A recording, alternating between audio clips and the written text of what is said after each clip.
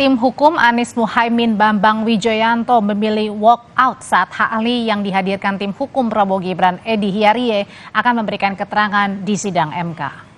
Menurut Bambang, sikap walk out-nya adalah bentuk konsistensi sikapnya yang menolak Edy Hiarie sebagai ahli karena pernah diperiksa dalam kasus korupsi. Namun Edy keberatan atas pernyataan Bambang karena sudah merugikan dirinya. Nanti saya akan masuk lagi di saksi ahli yang lainnya. Sebagai konsistensi dari sikap saya. Terima kasih. Ya, majelis, karena tadi saya merasa keberatan, saya izin untuk mengundurkan diri ketika rekan saya Profesor Harits akan memberikan penjelasan. Nanti saya akan masuk lagi di saksi ahli yang lainnya. Silakan. Sebagai konsistensi dari sikap saya. Terima kasih. Ya. Majelis yang mulia, saya kira sebelum Saudara Bambang Wijoyanto meninggalkan tempat. Sudah nggak apa-apa Pak Edy, itu kan haknya beliau juga. Ya, saya kira saya berhak untuk tidak terjadi karakter assassination karena begitu dikatakan oleh Saudara Bambang hari ini pemberitaan dengan seketika mempersoalkan keberadaan saya. Saya hanya ingin mengatakan secara cuma 30 detik bahwa pemberitaan yang disampaikan oleh Saudara Bambang itu tidak disampaikan secara utuh. Pada saat itu Ali Fikri juru bicara mengatakan akan menerbitkan sprindik umum dengan melihat perkembangan kasus. Sebelum sidang dimulai, Bambang Wijoyanto sempat menyampaikan keberatannya pada hakim atas kehadiran Edy Hiarie sebagai ahli karena Edy pernah diperiksa dalam kasus korupsi. Demi Allah. Relevansinya adalah seseorang yang menjadi tersangka, apalagi dalam kasus tindak pidana korupsi, dan untuk menghormati mahkamah ini sebaiknya dibebaskan untuk tidak menjadi ahli.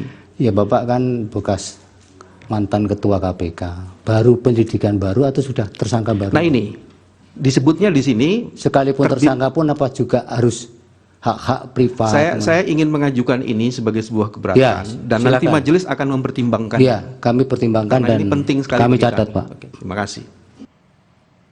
Di sela sidang sengketa hasil Pilpres, anggota tim hukum Prabowo Gibran mengklaim telah mematahkan semua tuduhan kecurangan yang dilontarkan tim hukum Amin dan tim hukum Ganjar Mahfud kepada Presiden Joko Widodo. Sementara tim hukum Amin menilai ahli dan saksi yang dihadirkan tim Prabowo di sesi pertama tadi tidak ada yang menyanggah keterangan ahli tim Amin soal bantuan sosial. Ahli kami 3 orang itu menyatakan seseorang melanggar hukum kalau dia bukan pihak dalam perkara tersebut.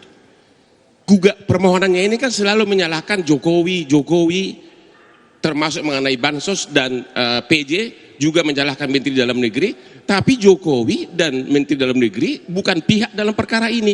Jadi bagaimana mungkin nanti Mahkamah Konstitusi mengatakan bahwa Jokowi melanggar hukum, melakukan kejahatan, dan juga Mendagri, ya? Nggak mungkin.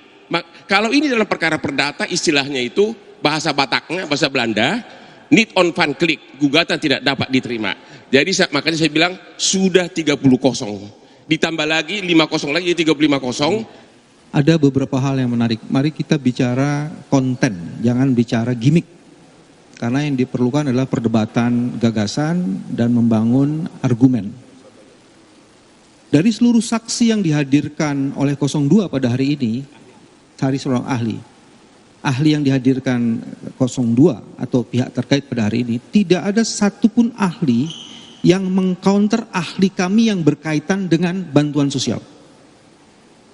Karena ahli yang ditampilkannya sama sekali tidak ada. Jadi sekarang kita main dalil, jangan lapangan sepak bola digeser ke sini gitu kan. Karena ada orang yang nggak paham soal konstitusi terus geser-geser main sepak bola, ada 10-0, 20-0. Udahlah, jangan bikin gimmick-gimmick itu iya.